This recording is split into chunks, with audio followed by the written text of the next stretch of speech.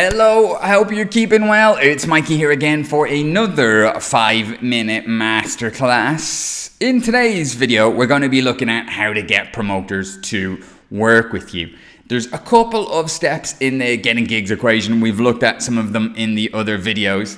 How do I find what promoters I need to work with? It is a big one. Once you've got those promoters, you know who they are, you know who you need to be speaking to. How do you actually get them to work with you? Now, if you don't know who you need to be speaking to or how to find them, check out the last 5-minute masterclass because we covered it in that video. Building out your hit list of promoters, finding out who you need to speak to, finding out exactly how to contact them, getting them their exact personal email addresses so you can reach out. Once you've got all that and it's time to reach out, how do you do it in a way that doesn't leave tumbleweed or leaves you sitting there waiting with no reply? How often have you reached out to promoters and got nothing back and just got ignored? Well, let's try and fix that puzzle now. How to get promoters to work with you. The very first thing I want you to think about when you are reaching out to these promoters on your hit list is don't be a PR. You know, when you go on holidays or you're in somewhere sunny or a tourist location and you're walking in the restaurant area and you can see it. You're walking up to that street with all the restaurants on it and all the PRs are lined up outside the restaurants with the menus and all the PRs are outside the bars trying to pull people in. And you're walking down that street and you just know you're going to get pitched by every single one. A pretty similar pitch every single time. And you're walking past. Something to eat? Any food? Would you like a menu? Or something to eat? Pop in. Very nice. Whatever it is they say, it's pretty much the same pitch over and over again. Come into the restaurant. Come into the restaurant. Come into the restaurant. Before you even get to the street, you're already bracing yourself for a no. You probably know exactly where you're going, or you're trying to get down the other end of the street. Even if you are hungry, you need some time to think about it. You need some time to look at a menu. You don't want to just get pulled into every single restaurant. And so you strap yourself in for the no's, and you're just walking down the street. No, thank you. No, thank you. No, thank you. No, thank you. You're not even listening to the pitch. You're just rolling it out. No, thank you. And the PRs, they get bigger and eviler as you walk down the street. And you're not listening to any of them. You're not taking on board any of what they say. You're just trying to just let the pitches deflect. You're just trying to not get sold to. So I want you to think of a promoter's inbox, much the same. They come in and it's just full of DJs just making the pitch straight away. Love to play a gig, love to play a gig. And the pitch changes each time, but it's more or less the same thing. It's just DJs looking for sets off you, not really bringing anything to the table, offering anything in advance. They just want to play. They're hungry. You don't even know that they've really checked your event out that much. It's just, you get DJs just blitzing, throwing shit at a wall and seeing what sticks. And you don't know if you're that shit or if they've specifically picked you out and want to work with you. So don't be a PR. You got to change your mindset. Don't be one of the herd just throwing the same pitch out and getting the promoter hiding and no, you don't want to be one of those. The way I speak to my artists about it is a strategy called cheese that a marketer, Dean Jackson, I heard talk about maybe 10 years ago, and it stuck with me through everything that I've done. The way he talks about it is, if you think of a mouse, they're a very simplistic creature. But they're similar to humans in two ways. They have two very basic needs. If you look at a mouse, he wants one thing: cheese. Now, don't get all scientific on me and go, well, technically, mice actually don't really like cheese. Better off if you give them a sweet or something. Don't care. You know what I mean? Mice love cheese. They gravitate. They want food. They want nourishment. And so if you give a mouse cheese, he's all over it. Give me the cheese. I want it. No sales pitch involved. Mice gravitate towards cheese. That's value to them. But they run away from cats. So whenever a mouse sees a whisker, he's away. It's danger. He knows that the cat wants to eat him. So they're moving away from pain and towards pleasure. Away from the whiskers towards the cheese. And everybody's the same. Humans, when you boil it down, we're the same. We'll move towards things that we want. We'll move towards pleasure and we'll run away from pain.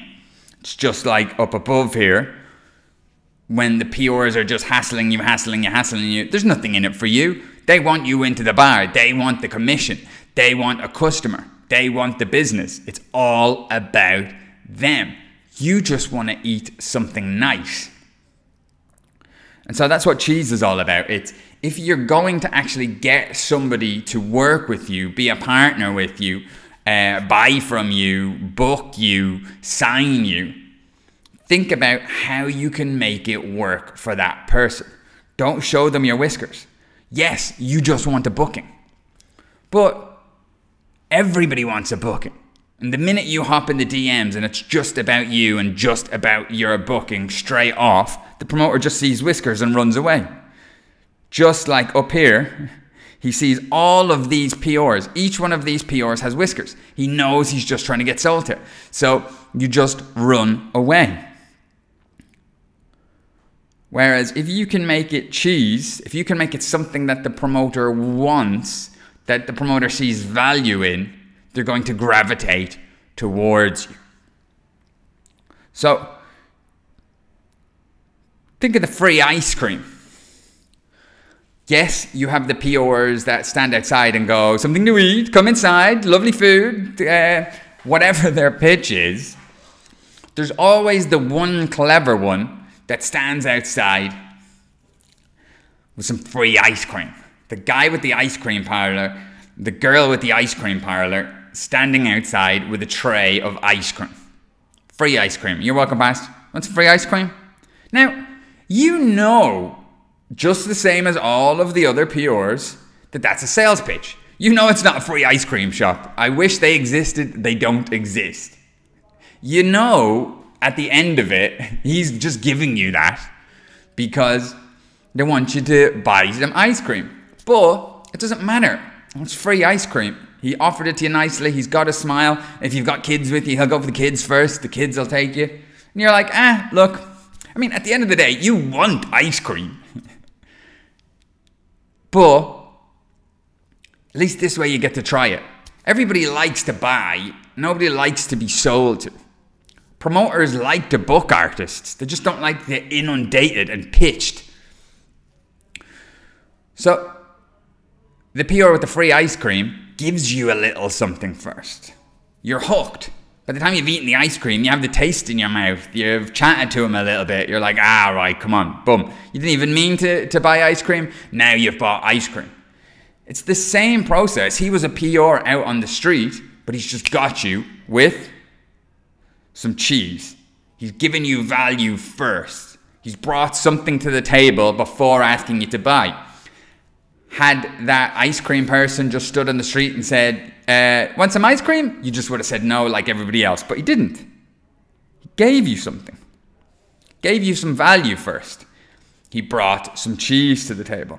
And if you can do this when you are reaching out to promoters, you will have a much better hit rate. Look, can you just release music to labels and have it do great and get signed and picked up? Yes, that's the process you're doing anyway.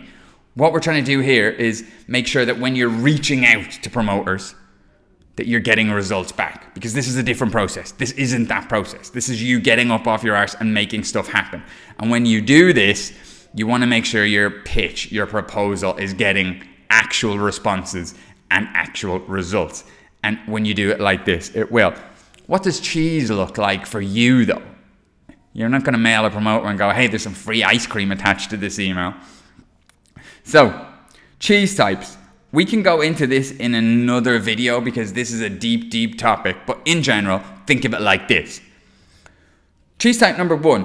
At the most basic format, you just having your shit together paired with a partnership attitude. So if the promoter can see, hey, this guy is running his own stuff really well. His socials look great. He's putting out a radio show or a mix each week. He's promoting his releases really nice. I can see he's really active and he does a great job of promoting himself already. I like what I see. So that's number one. And then he can see that you're coming to the pitch. They can see that you're coming to the pitch with a partnership attitude. You're not just, hey, I want to play your event. You're coming to it with, hey, I'd love to get involved. I'd love to contribute. They can see that you would be an asset to the event, that you would help the event be better. You would help promote the event. You would do your work. Everybody wants a team player, somebody that's got their shit together and is a team player and looks like they would be a good asset to the team. So if you come at it with that mindset, you have a much better chance of getting results with a promoter.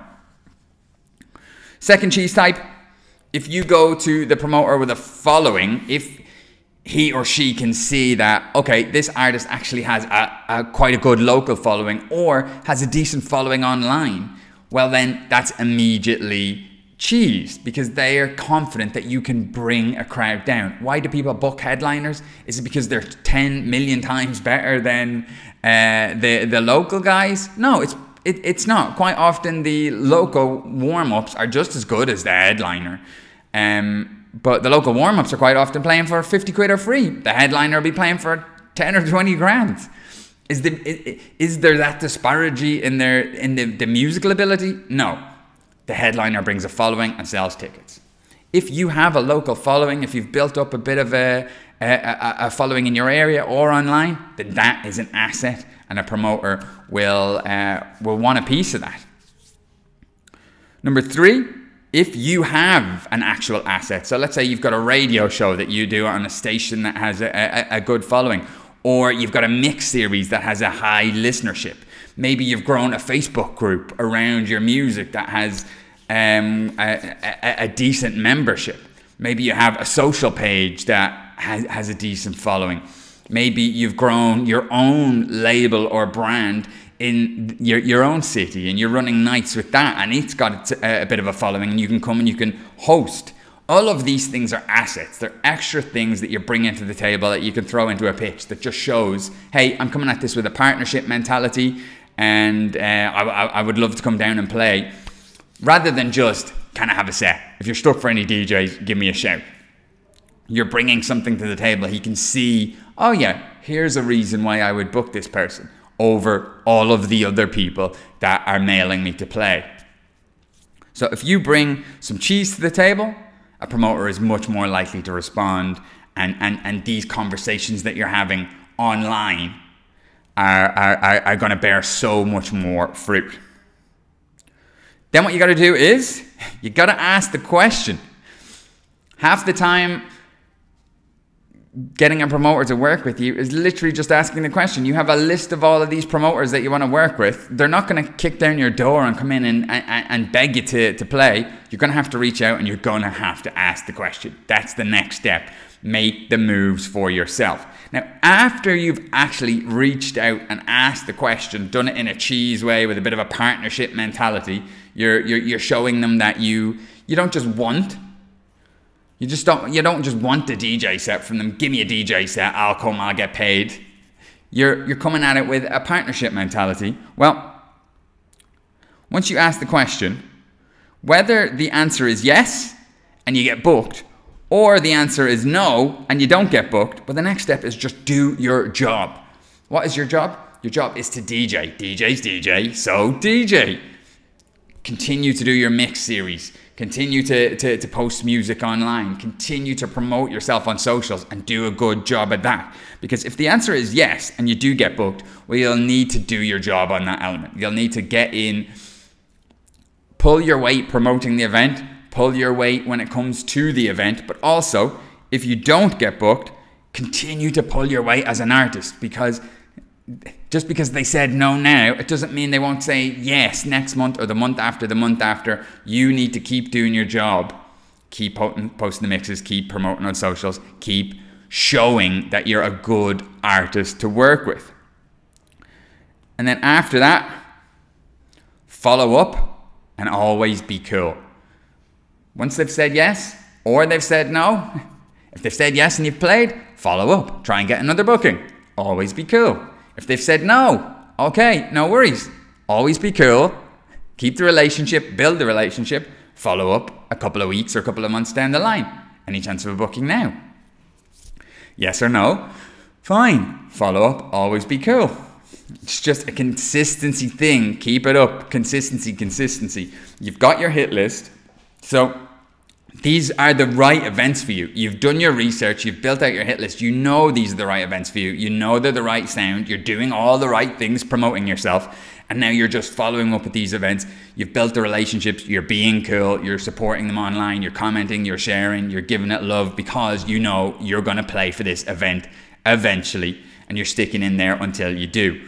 You've got your list. Follow up. Always be cool. If they say no, it's not a no forever. It's just a no for this event. Okay? Pair all of these strategies together. And when you are reaching out to promoters that you don't know and you're trying to fast track those bookings online, this will help you have so much more results. Look, there's no replacement for going to a party on a weekly basis and getting to know the promoter and sort of getting yourself into the crew. You're going to get booked so much more easier like that. But if we're trying to reach out and do this en masse with promoters in several cities and countries, you need to speed this process up. It needs to be done online. And these are the tactics and the tips that will help you have much more success in your online promoter hunting endeavors. All right, guys, I will see you in the next edition of the 5-Minute Masterclass. If this has been useful to you, please comment and let me know. I look at all of the comments and I will reply personally. I'll see you later. Have a good week. See you in the next edition of the 5-Minute Masterclass. That is 17 minutes.